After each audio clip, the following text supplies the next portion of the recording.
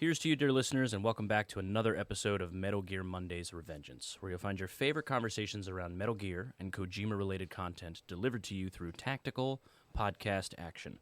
I'm your host, Warren Minix, and with me, as always, are two of the most elite Special Force operatives that money can buy. I spared no expense. Major Chris Hampton, how we doing? Reporting in for duty, Jack. And Signal Intelligence Specialist, Tori Cortez, how we doing? No, I don't have any more. I'm just going to stick with the... Yo! You're Snake, right? Oh, I love it.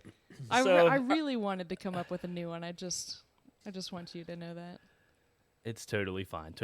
So, today is a character-focused episode, and this one's a little special only because it is not just one character.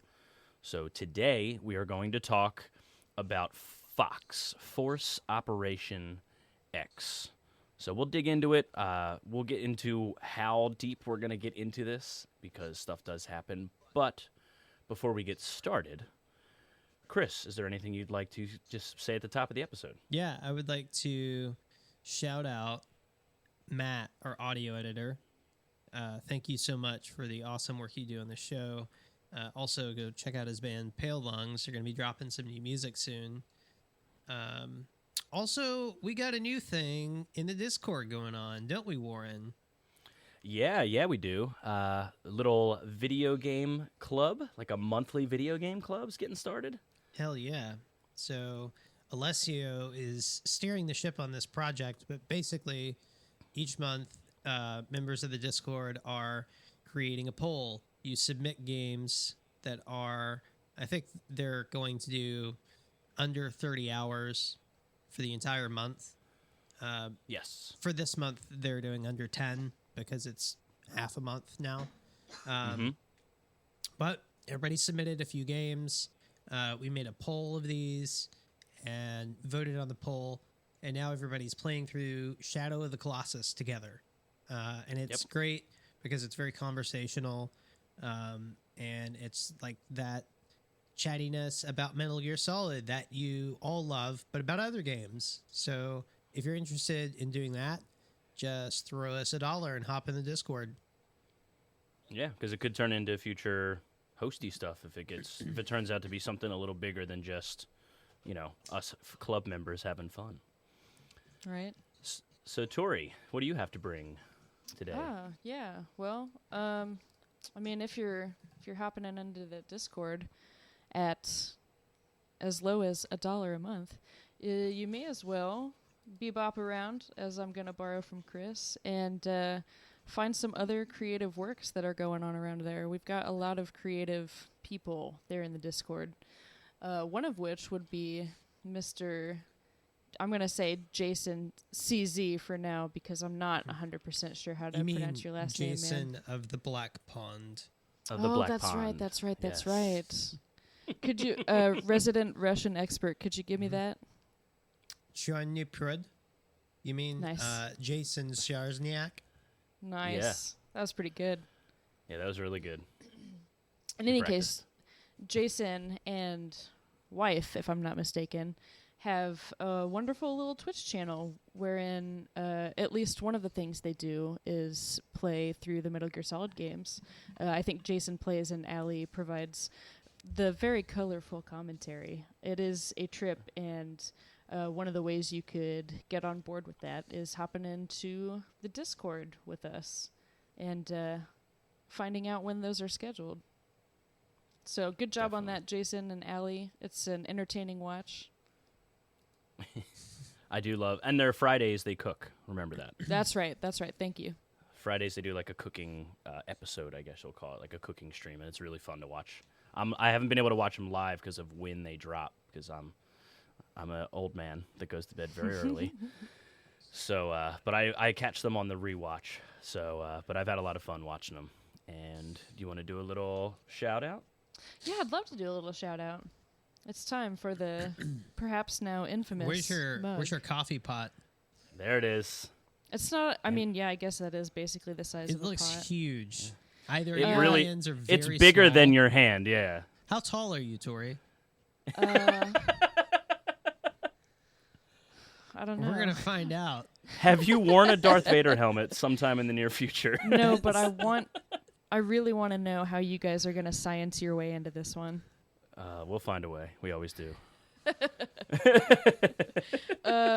If you get the dimensions from a screen grab right now, okay, go on. Perfect. Done. Damn it. That was not supposed to be long enough for a screen grab. Okay. Anyway, we totally I've got got my handy dandy coffee pot here, which Yep. is, I guess now how we're going to call it. Tori's ASMR, MGMR. Oh, that's listen so to that. nice. Oh, no. There's Beautiful. so many falling out. Oh, God. I'm making a mess. I'm sorry, all of you other patrons. Huh. Why, it's Miss Rachel Frank. Hey. Friend of Alessio, if I'm not mistaken.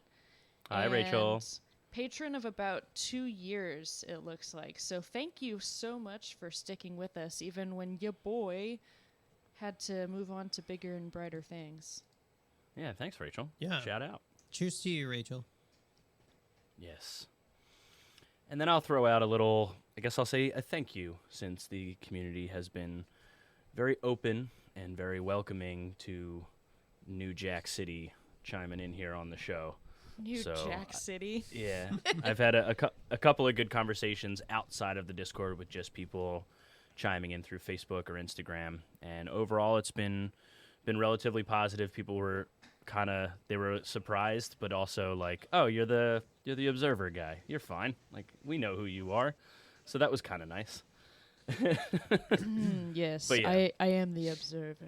Yes. But thank you to the whole community, everybody listening, and especially the Discord. Everybody's been super positive, and I aim to be around for a long time and keep building the show up. So, but yeah, otherwise I'm good. I'm ready to go. Yep. All right. So we are talking the Fox unit. Yeah? Yeah, we are. So, Tori, I have a question for you because I want to Sure, what's see how you feel about this. So, Uh-oh. we joke that this is your baby, the character pieces, and it's okay if it's not. Boy. Personally, I think I'd like a little bit of like outside of who is part of Fox, but what is Fox? Why are they a thing? This is my little baby boy Ocelot. Okay, that's all I wanted to say. Sorry. Yes.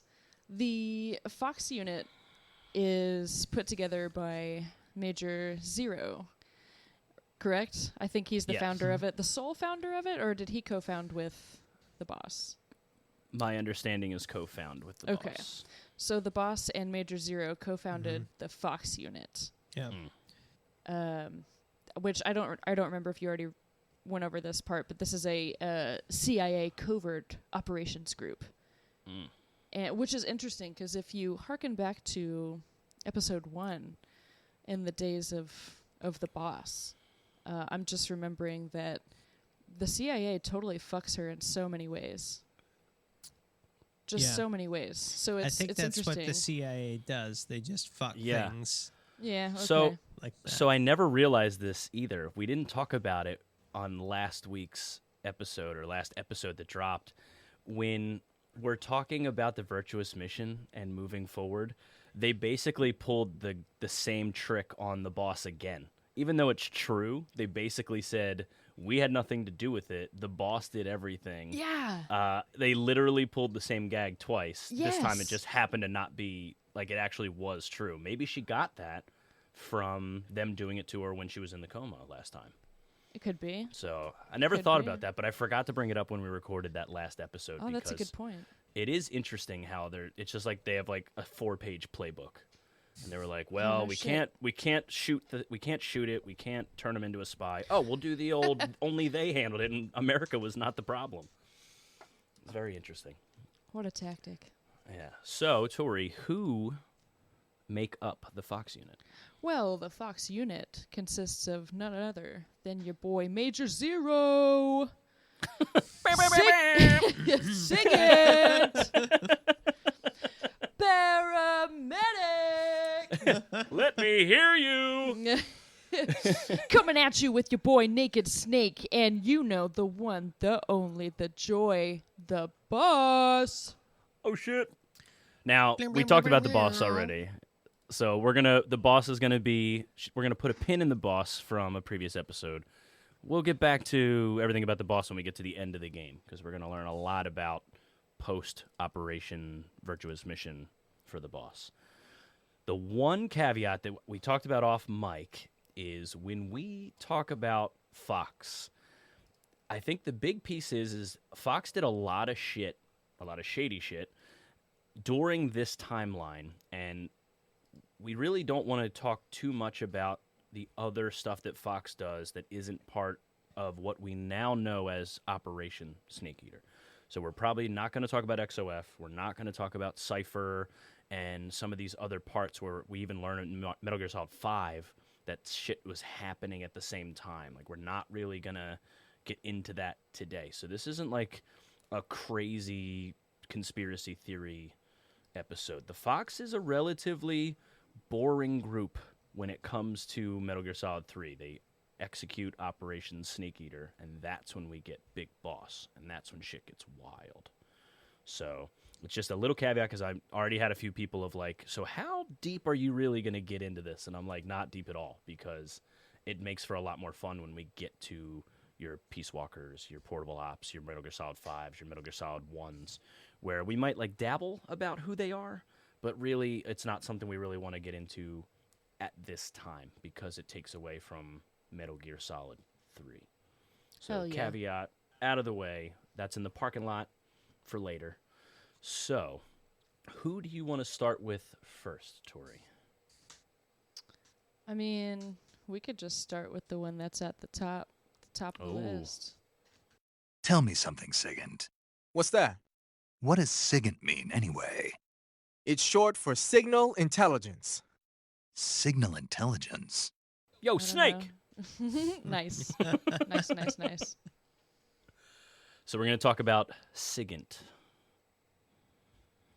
I love Sigint, and so what I do like about Sigint is so we all know now, and I believe Tori learned this in her research, that Sigint is short for Signal Intelligence. I feel like such a dumbass, you guys. Now, it is in a codec call, so it's okay because a lot of this stuff you could sound like you're the smartest guy in the room, but sometimes it's just because I saved a shit ton of times, or I didn't understand guns well enough when I was 20 years old playing this game. Right. And that's maybe why I learned some of this stuff. So definitely don't take that to heart.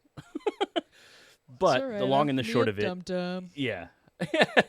So Sigint is cool because Sigint is basically like your field op guy. So he's going to explain like your backpack, your personnel sensor, any of the stuff, any of the tools you have or weaponry you get over the course of the game.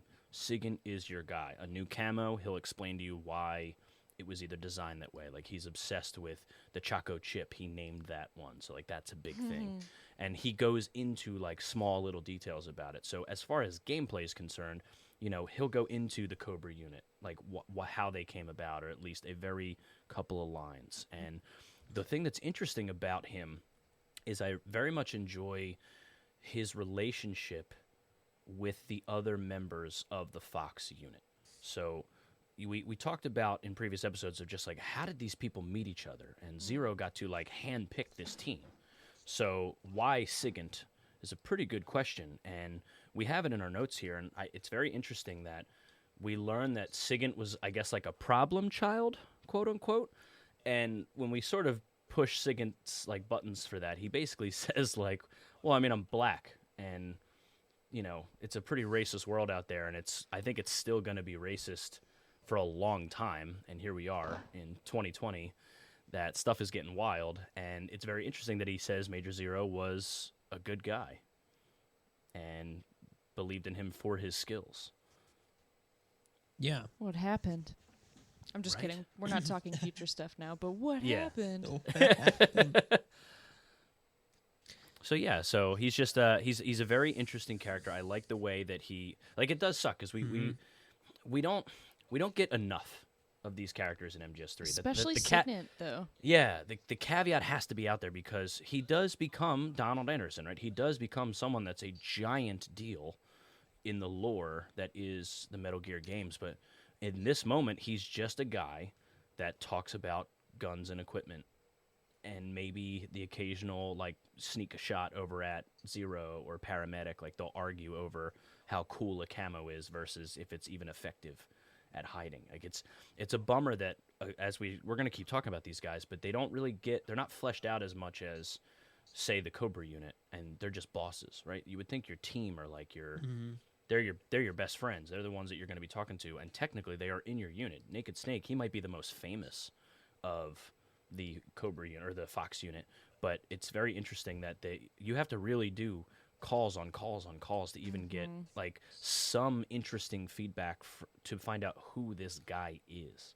Yeah, and it's interesting. Well, I think that to me one of the interesting things about Signet in his relationship to Snake is that of all the characters that you have the codec interactions with, he's the only one that's like a guy who's around his age, right? Yeah. Major Zero pulls rank over Snake. So you have this like that's like the only male camaraderie that Naked Snake has in Metal Gear Solid 3. So you get these interactions where Signet is really like ribbing Snake pretty hard for shit that he's doing, or they develop like their own kind of communication style with each other, to the point that they do become like pretty good friends at the end of the game. Mm-hmm. Oh yeah, he's funny too. Speaking of how he just readily will rib Snake, or just I guess the rapport they have with each other when they're talking about the mask, and you find out that the mask is so amazing because it's the first mask to blink and it can't talk. Or I'm sorry, it can't talk technically. The lips don't move. And Snake's like, okay, so what's so great about it? And Signet just very quickly is like, everything. It's just like, that's the end of the conversation. And you're like, fucking okay. Yeah, I do like their back and forth. Like they learn from each other a lot, which I like. Like there's another codec conversation. I believe if it's early on in Snake Eater mission, not Virtuous, you're talking about he gave you a combat knife initially, and you ditched it or a survival knife. So he ditched it for like his little CQC style knife that he etches into the gun so he can fit it. And he explains to him like, well, no, I need it to be small and effective, and I need to be able to drop, like my survival stuff in there. So Sigint is like, oh, well, how about I make you a survival knife where you can open the hilt, and I'll put some matches in there and some stuff you need waterproofed. And Snake's just like, that's a pretty good idea. And it's like, oh, guys, survival knives, that's cool. Like that, I like that stuff. Like they bounce off each other a lot, which is really cool. Yeah, I haven't triggered as many. Well, okay, I haven't initiated as many codec calls with Sigint as I would have liked to at this point. But going forward, I swear I'm going to try every possible combination of holding this thing in this area and talking to this person. Because I've said it already, I know, and I'll say it again. I don't know half the shit about this game, apparently, because I've missed so much of this story that only happens in codec calls. Oh yeah, a lot. That's very true. So this is good. So they have a codec conversation.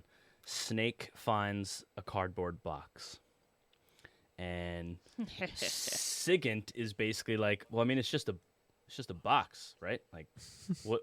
Okay, like I guess you can use it for other reasons. And Snake goes into this whole thing of like, I feel like it's my destiny to get inside that box. Oh my God. I think it would be really helpful. It's like my key to true happiness. and Sigint's like, well, I mean, they'd take them a couple seconds to find you, and if you put it in the right spot, yeah, they could probably take you places. Like, whatever. Where the box? What do I care? Like, it's very very interesting how they do that. Like, they have a lot of fun ones with that. Like, we're definitely gonna get into like when Snake is naked, as far as like he's not wearing any camo, and each of them have their own like, what the hell are you doing? Like, put on clothes. Like, Paramedic will talk about stamina. Someone will talk about camo index.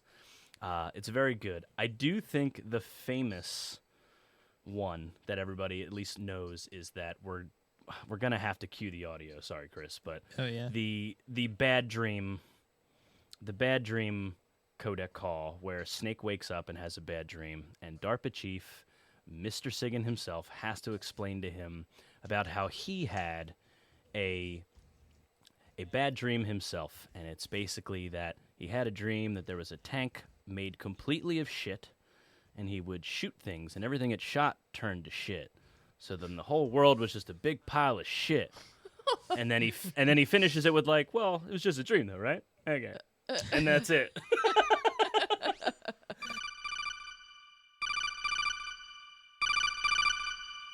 Snake, you okay? Yeah, I had a terrible dream. No kidding. What happened? I don't want to think about it. I was being attacked by monsters that looked human, and I'm not even sure if I was really me. At least it was just a dream. It's all over when you wake up. True. When you think about it, the fact that you can imagine a situation worse than the one you're in now means life can't be all that bad. I sure hope so. Well, let me tell you about the absolute worst, most sickening nightmare I ever had. This isn't one for the kids. Okay, so there's this big pile of crap, right? It's shaped like a giant tank, and it's walking around on two legs, going on a rampage and stomping on people and houses and stuff. And this giant turd is carrying the nastiest missiles you ever saw. Like, whenever it launches one of its turd missiles, whatever it hits, people, trees, buildings, turns into shit. My hometown, my old school, my family, my girlfriend, old man John, everything in that turd's path turned into shit. That's pretty sick, man. Good thing it was just a dream, huh? Yes, that's a good thing. You feeling better now? Yeah. Good. Then let's get down to business. You see, Snake, people are just sacks of shit, and they're full of holes. Fill them up with water, and it's gotta come out from somewhere. Okay, maybe that was a bad example. What I'm trying to say is, no matter what the situation, there's always a way out. Don't throw in the towel yet. Clear your mind. Think it through. Assess the situation. You'll find a way to escape. Got it. Don't let my nightmare come true. Right. And I Oh don't my know God. I don't know what that has anything to do with, but it's just one of those when you're on like your 35th call to Sigint, that's what you get. So and That's then crazy. and then the obvious like pop-up video is that he became the DARPA chief, which we'll get into many more games down the road. Right. But the actual ARPANET that he is part of does have ties in our real world to creating the internet, which is pretty cool. So Yeah. I think another interesting thing about Sicken is that potentially he could have been this great comrade for Snake in the story, but that ends up becoming Cause, you know. yeah, But it would have been interesting to see what the game series, how the story would have turned out if, you know, Sigint had taken the place of Kazura Yeah. Miller. Yeah.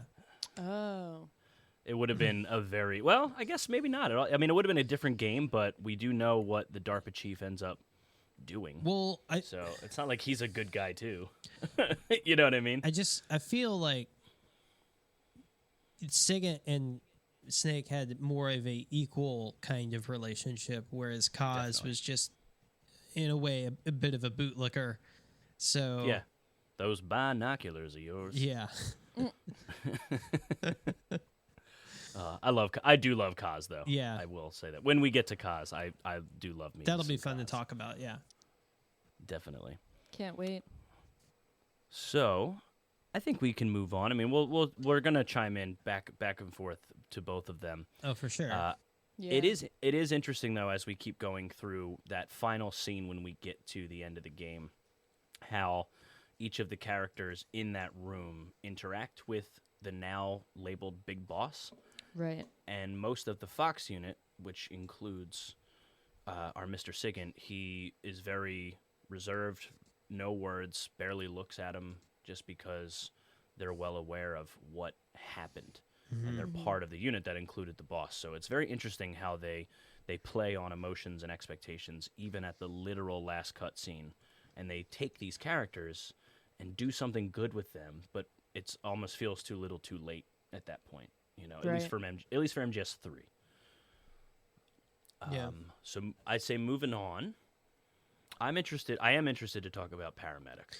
Yeah. So So this one is a good one. Yeah, go ahead, Chris. I got a fun little way to start her off, actually. So the official Metal Gear Solid website had this versus battle bracket way back, like I think in 2013 or something. But each character had these bios that was featured in these battles, and Paramedic had like her bio said that her strengths are being patriotic and being Foxhound's top doc, and her weaknesses are talks too much. Yep. Well, she even like calls herself out for being like, well, I mean, I'm really smart, but like I'm also hot. Yeah. So like you got to use that, right? Yeah. She actually says like I think she says something along the lines of like, I'm also not so bad to look at, something like that. Yeah. I think I have heard that. Yeah, and she's very good at what she does. I will definitely chalk her up that she's not blowing smoke when she does a lot of conversations around the food you eat, how do you build stamina, how does it affect, like, so when you're naked snake, arguably like no camo on, she actually tells you like put on something because your stamina is going to drop faster because you're colder or hotter or whatever it is. Like it does affect other parts of the game rather than just everybody can see you because you don't have clothes on. And I love that stamina due to body temperature is something that's taken into account. I know we're talking about Paramedic here, but I just got to say again that to think of that effect that the environment might have on you in the most survivalist entry into the series, I don't know. I just think that's really cool. Oh yeah, she's got a very cool. So again, the name Paramedic itself even comes from her wanting to be available at any time to drop in and be a medic. Like that's basically what that comes from. And she does end up doing that in the 70s. When we get there, she actually does create her own paramedic unit, which is really cool. So another big interesting thing about her is that she loves movies. Oh boy, does she love movies. Yeah. So as you keep saving the game, she will not stop talking, and she will go into so many movies. I mean, she talks about The Fly. She loves horror movies, sci-fi. She like really freaks out about those and like really gets into them, which is interesting to say. But like after a while, you just want to save, so you just want to hit like the triangle button to like I get it, by really quick. I get it. That's cool. Anyway, I have to go save the world. No big deal. Yeah. So it's interesting though. But she also has a very interesting relationship with Major Zero. They have a lot of like tete-a-tetes where she'll talk about how like she has a fun thing with Snake where every time she talks about anything, he wants to know, can he eat it? Mm-hmm. Like, it's always about, can I eat it? Does it taste good? They'll even have like a whole conversation about like crocodile meat. You should love it. And he goes, yeah, it's real stringy, but like chicken. Like he's like giving it like a whole detailed explanation, and she's just like, yeah, no, that's fine. I just, you can eat it. Like, let's go. Like, I want to talk about something else, which is, but then she'll make a joke and call out Zero for liking tea and biscuits and scones, or excuse me, scones. Oh my God. He'll jump into the call and be like, what's wrong with liking tea and scones? Who has a problem with my scone? And then it's just like, and the whole conversation cuts out.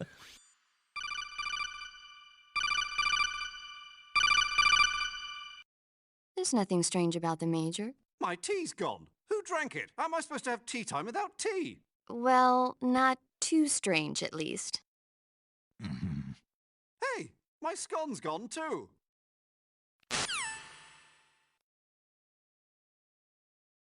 It's just it's crazy that they're going to be such shitty people in future games that they feel so wholesome in this this episode, I guess, whatever you want to call it, like this early on. Like I can't wait to get into what fucking happened to make them just be so shitty moving forward. Especially like Paramedic gets pretty fucking bananas. Like, and she does talk a little bit about it in a call. Like she talks about cloning, like being like coming up with progenitors to sell like DNA on the market and Right? make Fuck. clone armies, and that's like a thing she's into.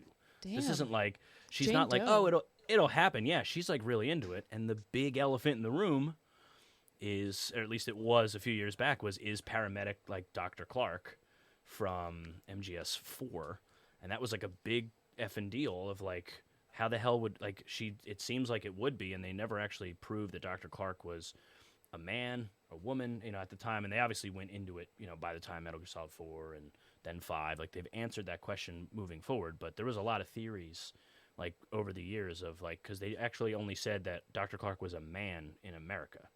In Japanese, it was gender neutral. So it was like, was it a choice outside of the country to make it something different? Was it just a translation error?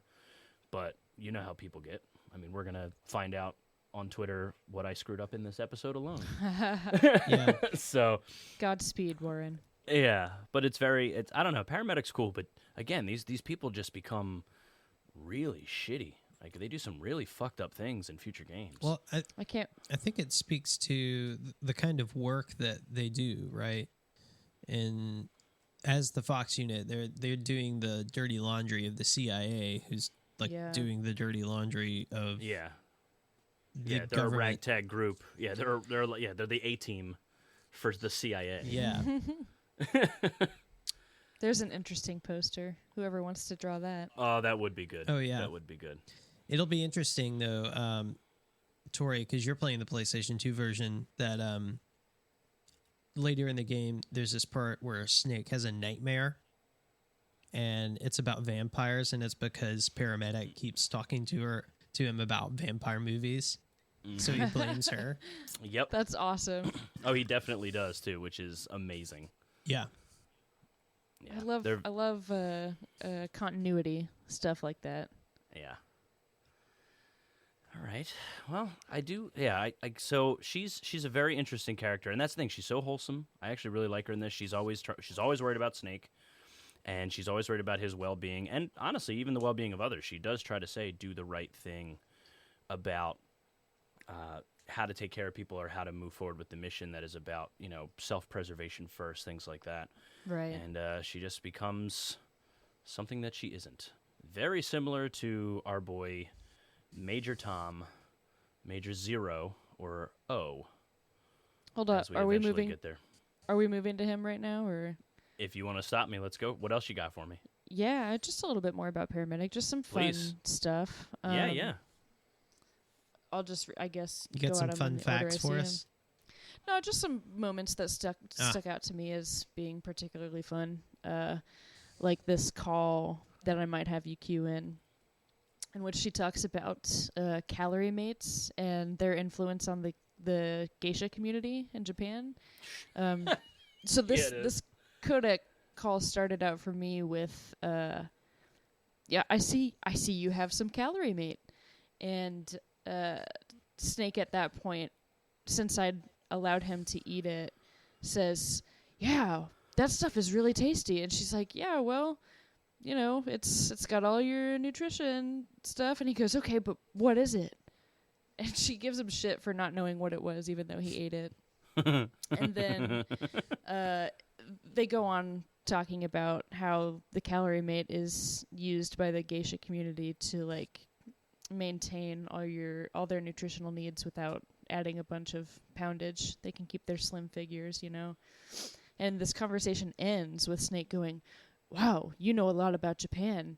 And then there's me waiting for some obscure piece of backstory that gives her a reason to love Japan and, know everything there is to know about Japan. And then the conversation just ends with her saying, yes, I love Japan. And I'm just like, what? Okay. Of all the things to leave us hanging on, I just got done talking about how they think to keep going the continuity of paramedics talking about vampires being in Snake's dreams, but you sure know a lot about Japan. Yeah, I love it. All right. Done. I guess that's it. There's one more codec call too that it just, it's a fun little nod to the future. I can't remember what else is going on in this call, but at the end of it, it's maybe someday you'll be able to turn invisible. She's referencing a movie. Name that movie. Anybody? The Invisible Man. I don't think it is, though. I mean, I know she likes classic monsters, like the Universal monsters, and he is one of them. That might be it. I don't know. Anyway, yeah, and Snake's just like, yeah, that'll be the day. And you're just like, tee-hee, because Cue you've MGS1. seen it. Right. And just so Chris feels right at home, obviously Paramedic is like the frogs in Mother 3. Use Oh, her to yeah. save. Yeah. She's your save point. That's Right. frog in a car, baby. So, all right, moving on to our boy, Major Zero himself, the father of Fox. Oh, yeah. So, again, okay, I really like Major Zero in this game. He's very much like a father figure to Snake. I feel like he does want to do the right thing. He was a British SAS soldier where he met Boss. That's where they sort of teamed up. And I guess he found his way into the CIA and he did so much. Like, he has this rich backstory, obviously, like Sokolov. He had helped him before in a mission, and now he's got like that. He's got like such a hero move of like, tell him I'm sorry I'm late. And it's like, oh, I want to know about that game. Like, tell me that story. And he's got a very cool, like, I don't know if he's just like your mission objectives. Like, he doesn't really have more than just gameplay. Here's how you win, Snake. Right? Like, that's like when you call him, that's what you get out of that. Yeah, he'll chime in on other people's Kodak conversations, but when you call him, it's always like, here's your mission, stay on your mission. Yeah. He's your navigation point of like, wait, what was I doing again? Since I last played, and he'll catch you up there, which is really cool. Yeah. So. I think also in the context, really, each of these characters has an analogy to the previous titles in the series, right? So the elephant in the room is that Major Zero is just Roy Campbell, right? Right. That's his role here, to be the Major Campbell of Metal Gear Solid 3. And he's... right? I mean, I don't think that's really revelatory or anything, right? But... Right. It's very interesting. You're right, Al, analogous, how they're stand-ins. They're parallels on purpose. It's just comforting in the game, but as far as the big picture, it's like, oh, fuck. Mm-hmm. You know? So, Tori, I want to talk about the UMA Finders Club. Yes. So... this is another one of those things that I wish I could have triggered this in the game and not just stumbled upon it. And if anybody has ever triggered this, please tell me how, because I just need to know this dialogue in its entirety. So Major Zero, alongside Signet, not only are members of, but have founded something called the UMA Finders Club. And UMA in this instance stands for Unidentified Mysterious Animals. So, cryptids. These nerdy boys are out here looking for and celebrating, I imagine, cryptids. Yeah. Okay. Jesus. Does Major Zero Illuminati? What is a cryptid? What is that? I don't understand it. A cryptid is like a mythological creature, like your Bigfoot or... your Creature of the Black Lagoon, talking of paramedics' love of weird sci-fi shit. Your Sasquatch, your Loch Ness Monster, they're all considered. Yeah. They're all considered cryptids. Or like fairies, even. Oh yeah. Technically a part of the cryptid classification. Gotcha. Okay. So these little nerdy boys just go around searching for cryptids, and lo and behold, there's a possibility to find one in game that just Major Zero will go nuts over if you manage to collect it. It's called the Tsuchinoko, which is a snake-like cryptid from Japan. It is 30 to 80 centimeters in length and a girthier than average. Snake. All about that girth, baby. Yeah. Anyway, it's a rare in-game find. I'm sure there's like one specific location in the map that you can find it. Undetectable by motion detector or thermal goggles, by the way, so good luck. Get on the ground like the snaky boy you are and look for this Tsuchinoko. You can catch it with mouse traps. If you kill it, it squeaks like a rat would, so again, good luck finding this one. It will fill Snake's stamina completely when eaten. It's the only thing that will. I'm pretty sure. Right. In its entirety. Yeah. And yes, it is encouraged to keep. The game encourages you to keep this until the end of the game, because if you do, you will get access to the Infinity Face Paint, which gives you infinite ammo when worn, obviously. But Major Zero is very much in favor of you doing that instead of eating it. And if we have any queue space left, there's a little bit of dialogue where Major Zero urges Snake not to eat this one.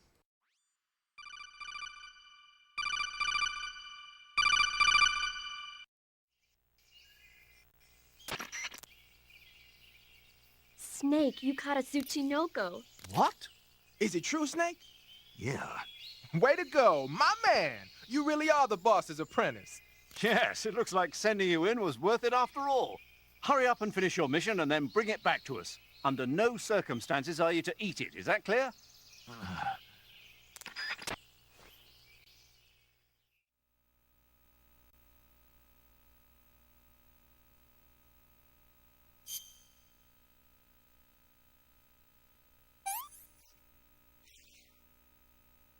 That's damn good.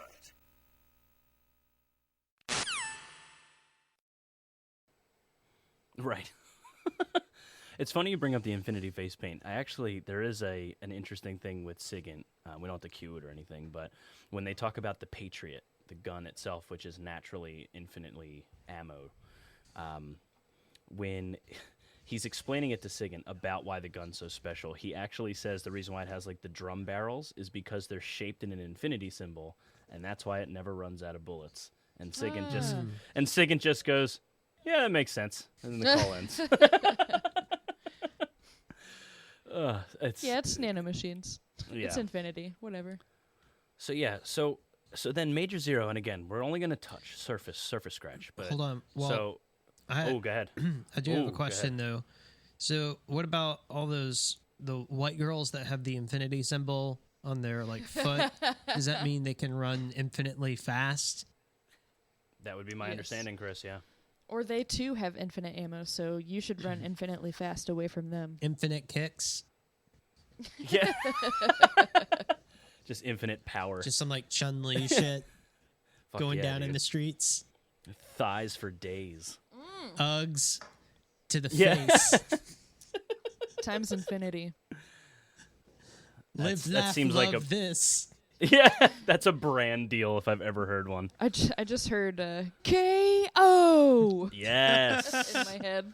Oh, that's the fucking best. So with Zero, like again, we're gonna baby steps on this because it's gonna be a huge deal in a future game. But we do learn about with the boss and David O, which is his real name, in both being part of the British SAS. We learn later that this whole time that we're doing the Fox unit and Operation Snake Eater, almost simultaneously, Major Zero is creating his own sort of anti-Fox, and they call it the XOF. And he's hiring. We actually learn that Skullface, who is a pretty great villain in 5, has been around since MGS3, basically cleaning up the mess. So as we've been playing this game, and there are those that can sort of make fun of, well, you shot a rocket, like you shot a guy that acts like a spider and he exploded into crossbow bolts. Nobody looked twice at that or did anything about it, and we sort of learned that Skullface sort of went in and cleaned house to make sure Snake Eater actually went off without a hitch. which is kind of a retcon, but it is interesting because it makes Skullface a very interesting character as to his motivations moving down the road. Oh, So yeah. we don't have to go too much into that, but It's it all is right, important though. to know simultaneously, like in our timeline, that is happening. Yeah. It's not And like that's pretty Kojima interesting. retcons a lot or anything, so it's No, we'll forgive him this once. Yeah, He, these have all been written out. They're all written out since like 1984, right? He's had all the get- story ready to go. Yeah. He gets one more retcon with me, guys. I don't Yeah? know. We just started this, on- and he How only many- gets one more. He's on How many thin how many ice. comas? How many comas does he get, Chris? He gets Oh my no God. comas from me. No more comas. No more comas for me.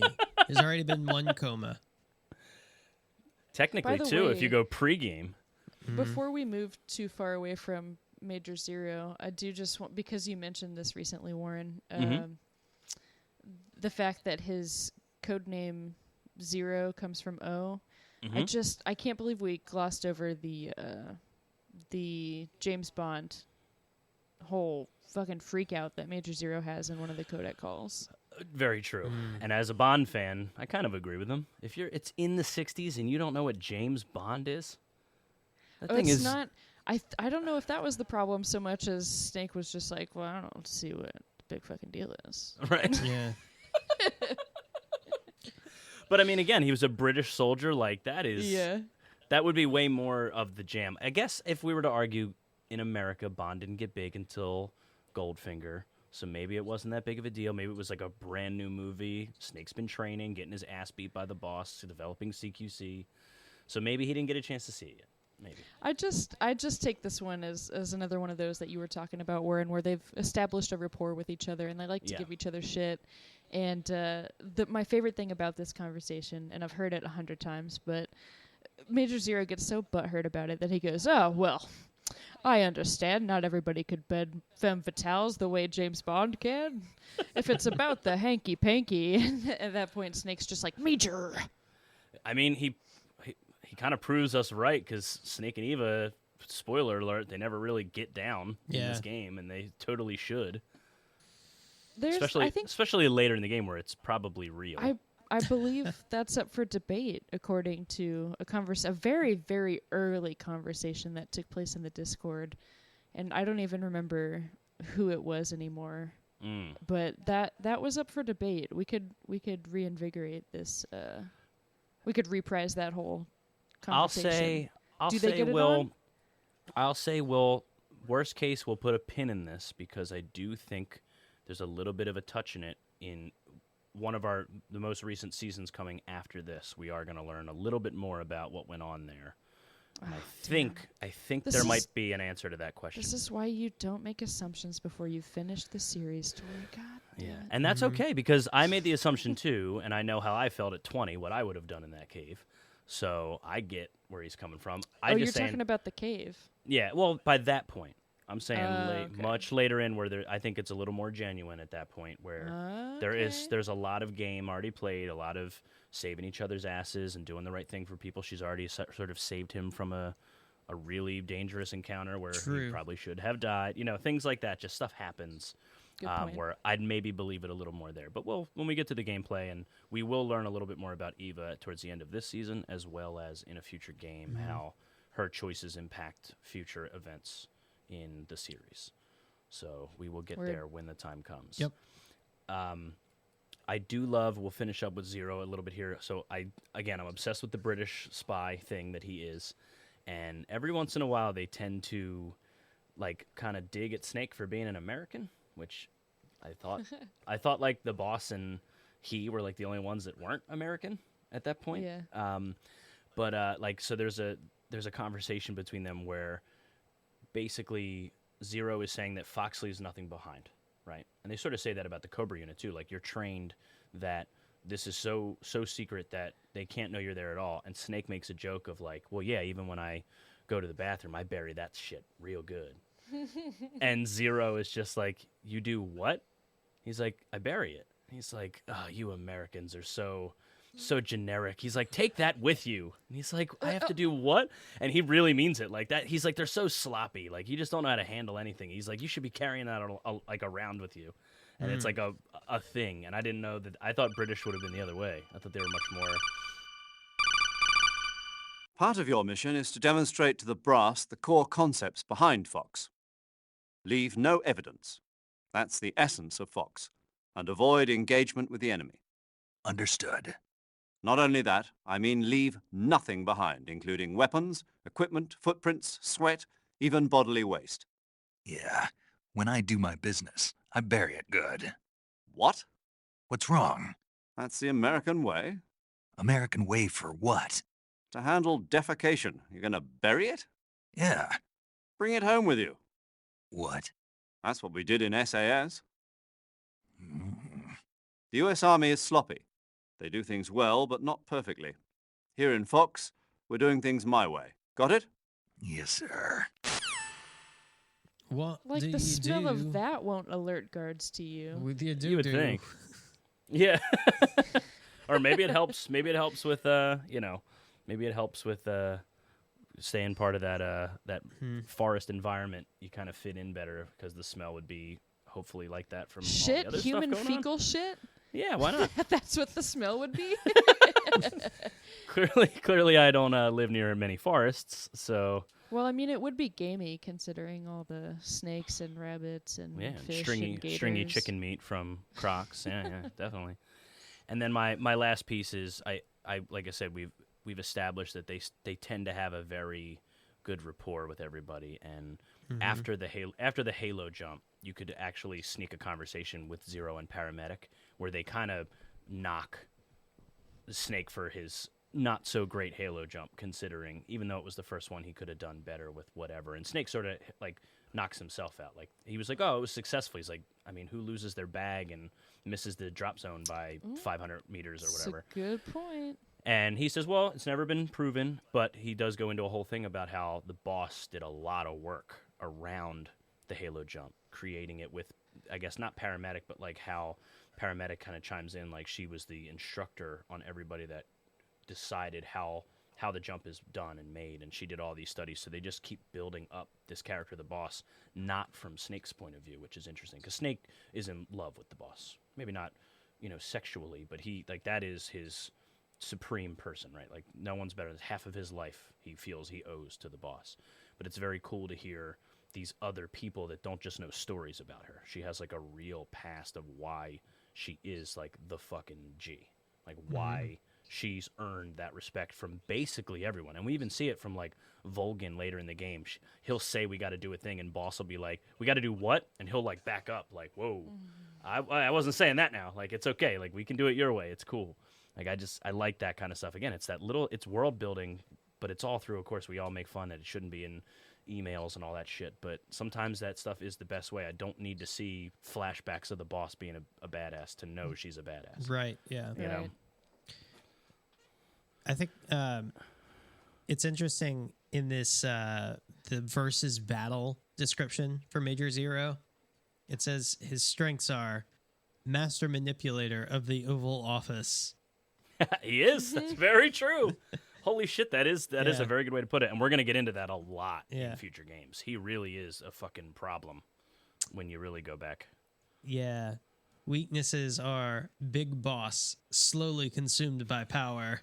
I love that Big Boss as a character is his weakness. Yeah. That is such a fucking spoiler for the end of the story. Oh, yeah.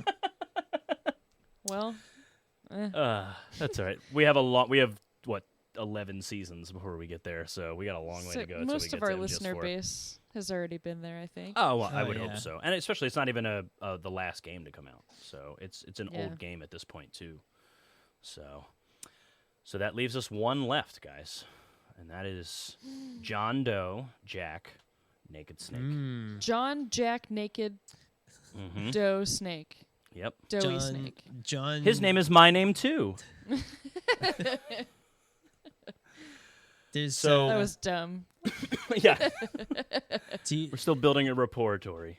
I should Sorry. just start off with his versus battle thing because it's a lot. It's pretty chunky. And Naked Snake fucking enters the battle. Go ahead. What does he got? hilarious. Oh I my want to God. hear. I want to hear. Strengths. Okay. Strengths are the original Snake, taught by the boss, arguably the greatest sure. warrior ever. Too Sure. numerous to name.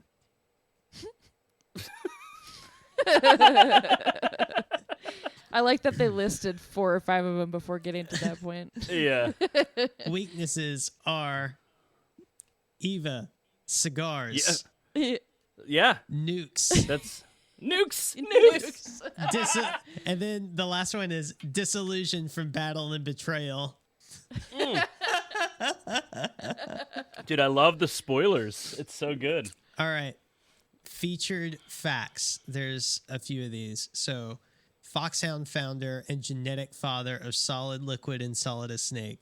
Big Boss earned his name by defeating the boss in Operation Snake Eater. Spoiler alert. And we're going to get into Big Boss at the end of this whole thing, because we learn the Big Boss becomes the big boss at the end of this game.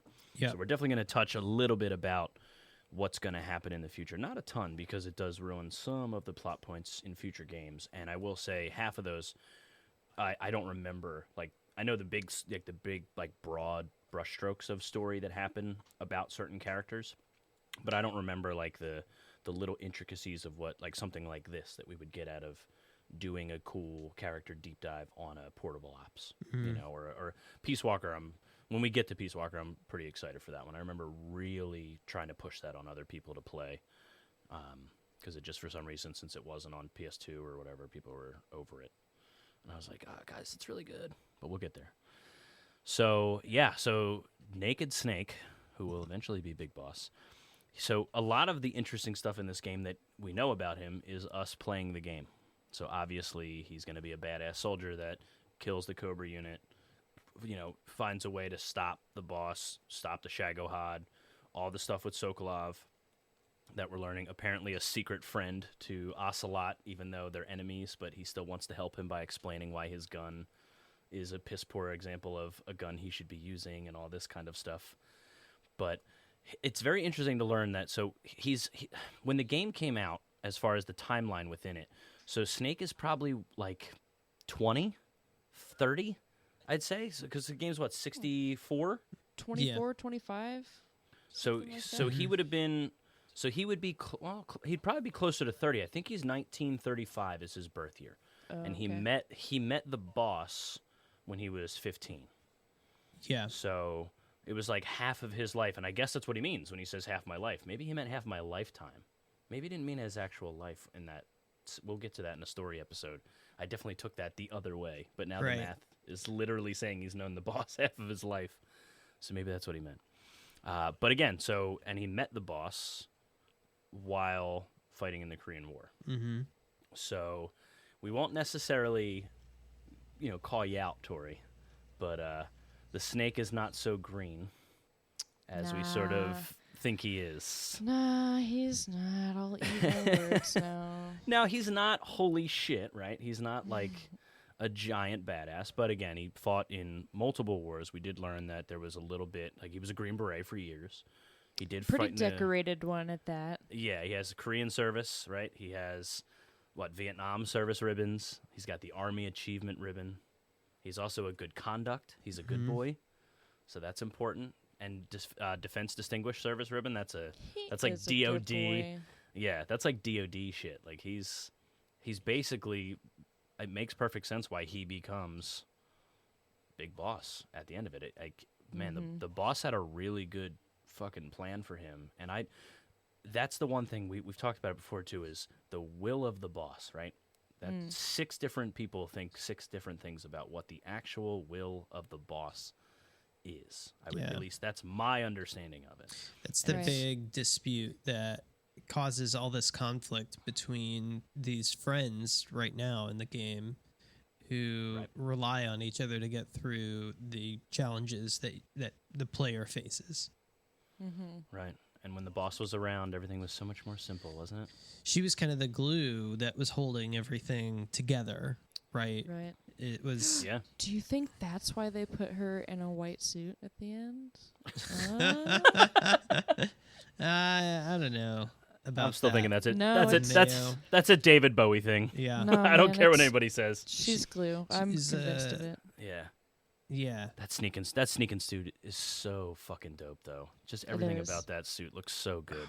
I can't wait to unlock the one in the game that you can. Oh, Yeah. definitely.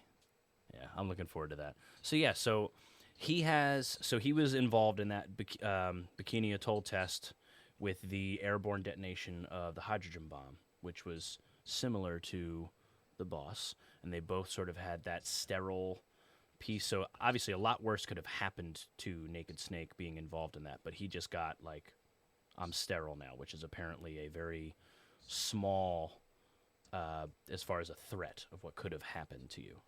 But it could help us to maybe, Are you talking about being near a hydrogen bomb when it goes off? Yeah. I would say yes, so. Yes. That's correct. Yeah. Ooh, I'm sterile. I'm not. I don't have a scientist coat on, so I'm not able to. We don't do health claims on Metal Gear. Yeah. You can push those glasses up with the action button, though. That's true. I have my glasses on tonight as well, so I should have done that. But it is interesting how that's probably another thing that got Jack and the boss to sort of bond. They have something that sort of, it might be so subtle when you just write it down on paper, but if that was something he may have been dealing with, especially talking about the making, your progenitor and having a legacy and all this kind of stuff, the boss maybe had that talk with him in the past of like, look, it doesn't mean kids. You can still make your mark on this, on this planet without just by having kids, because I can't either, right? Yeah. So it's very interesting how that's, he's good, Chris. It ties to a big part of the theme of this whole saga, which is the legacy, the interpretation of it, and like how your will is kind of carried on, or even if it should be carried on, Oh, definitely. Yeah, I would just want to be remembered. Like that's huge. And I mean, it is a very common thing that we see in film and we hear about in stories. Like, to be remembered is sort of like a big deal to some people. You want to have purpose. Yeah. I mean, part of being a mortal thing on this earth is like to have to deal with and accept the concept of death, right? Right. So here you have Snake who like wants to carry on the will of the boss that he sees as this mother figure, right? And Zero doesn't have the same kind of relationship, and I think that's kind of the start of the tension between the two of them. Sure. Yeah, absolutely. When you break it down that way, that definitely makes sense, especially when we don't have to go too much into it because it's not a spoiler, but we're going to get to it at the end of this season. That whole conversation, where he finds the tape from Eva at the grave, and everything he has to basically he makes a very big decision in that moment that we know. Not that it's going to be a Metal Gear Solid 4, but we're going to learn about why Metal Gear Solid 1 happened, right? There's a big gap in time at that point. But we knew that there was going to be oh shit, Big Boss is a fucking problem now. He's not going to be doing what he's supposed to. He's not just a soldier boy now. He's going to make his own rules, and he's going to get listened to, right? He's kind of his own boss, which makes perfect sense of Big Boss after, eliminating the boss. It's very interesting how you're right, that parallel piece of it's all cyclical in this game makes it very compelling. Doesn't necessarily happen per se, because then it becomes brother, the les enfants terribles, all that brother. Kind of stuff. Yeah, there's a lot of that. There's a lot of that going on, but yeah, I guess the only other thing that we can bring up with Jack that isn't just either future game stuff or literal gameplay is the dynamic of him with Boss and how Sun, right? Potentially not obviously Sun, but she's had him for a long time. And then we have Ocelot on the other side. And it's still interesting how I think I know the answer, and as we research, but when we get to start talking about Adamska Shalashaska, we are going to have to just put our foot down and say he did or did not know at this exact time in the game or at this time in the story, whether it's definitely he never knew anything or what, because he's very much like his mother when we get to that, right? He's doing the right thing just on the other side of the fence.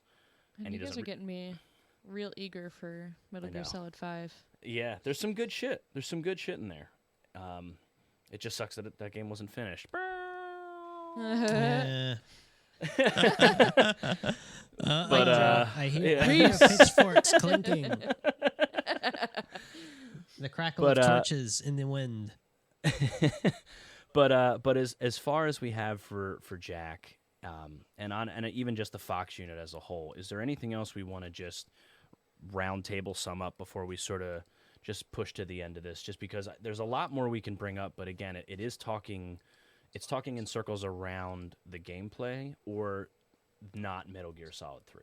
Yeah. And I want to do the other game's service by letting us be like, remember the companion piece we did in Metal Gear Solid 3? Listen to that, and then maybe catch up for Peace Walker or whatever when it ties to that particular person. Because we're going to have, like how we're doing the Fox unit right now, they might turn into their own The Boss like this season, where we're going to be talking about Major Zero as one whole episode for Peace Walker probably, or Portable Ops. You know what I mean? He's going to be Cypher, right? There's going to be a lot of other shit going on that's going to really get involved in later episodes. You're dropping So, bombs left and right. I know, it's crazy, but it's Dropped true. a bomb on me, Warren. Did you just a Daz band?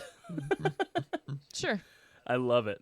I know Why it's a good one to drop. That's all I'm going to say. No, you dropped it, Warren. Oh, that's what I do. Just dropping bombs, just like the Davy Crockett. So Ooh. Way to bring it round. So yeah, otherwise we feel pretty good. I think we've done enough service to each of these characters. Like I said, there's a lot of great codec calls out there. There's no way. There's 5 to 10 hours of just codec calls. There's no way we're going to be able to reference all of them in one call. But again, if you want the generic, it's really well written dialogue that's very like plucky and fun between these characters. And frankly, it almost upsets at least people that deep dive, because there's a lot there, but there could have been so much more to make the Fox unit so much more like badass. And at the end of the day, they end up just being foiled by another group of people that are just as interesting, let's just say, in future games. So yeah. So, guys, that's going to complete another episode of Metal Gear Monday's Revengeance. So we will be back. We're going to be back with another gameplay-focused episode. We're going to be doing we're on our way out of the boss fight with the pain. We're going to go all the way to that damn ladder. And we're going to figure it out. We're going to fight a couple bosses. I'm excited. I'm looking forward to it. Yeah. The next episode will be real fun. Yeah. There's a lot of good shit. It is, like we've talked about it before, Chris, but it is where the game really not opens up, but it's like the golden piece of that game. There's some really awesome shit in this like couple of hours right there. But yeah, so thanks again for listening, guys. And wherever you guys listen, please give us a rating and a review if you have time. It really does go a long way. If you want to find socials or ways to contact previous or current hosts, you can go to MetalGearMondays.com. If you want to go to Facebook and Instagram, we're at Metal Gear Mondays. If you want to go to Twitter, we're at Metal Gear Monday, character limit. I'm going to shout out the Patreon and the Discord. So for just $1, you can get into the Discord. We did talk about the basically the Game of the Month club that we're doing. We have some interesting things going on right now in the Discord, that maybe some rebranding that I'm seeing going on, and some other crazy things happening within the Discord. And I gotta say, a lot of stuff happens when I'm asleep, and it's very fun to see just this organic group of Metal Gear fans do a lot more than just talk Metal Gear, and I love to be part of that, because I never would if I wasn't involved in this community. Ditto. So yeah. So just a big shout out to that, and all our patrons. Thanks a ton again. And the show couldn't happen without you guys, especially as many as we're trying to drop in these character deep dives. But otherwise, Chris, where can people find you on the internet? You can find me at Chris Hampton II, Twitter, Instagram, Facebook, LinkedIn, or just on the Discord. Cool. Tori, what about you? You can find me everywhere by typing in #Ladderbox. Hold on. Ladderbox. So breathy. Cut that box. So breathy right This now. sibilance is going to kill me. Oh my god. I don't think there's a de-esser filter Tag. Ladder boss. Oh God. Ladder boss. Oh. You can find me at Young Neil everywhere. Bye. And you can find me at Warren Minix everywhere. That's a social media. If you are into gamer tags, I'm not, but I'm Untaggable Gamer. And I'm part of a bigger thing. Spooky Forest is my band, so if you want to go to Spooky Forest Band anywhere, you can find us on the socials. And we do have an album on Spotify called Dragons Used to Live Here. It would be awesome if you guys could give it a listen. Otherwise, is there anything else we want to drop before we let it rip? Just one more thing. Chris, I'm so sorry. I quit. All right, guys. Thanks again. You know what? We're just gonna fucking let it rip. We're done here. I'm out.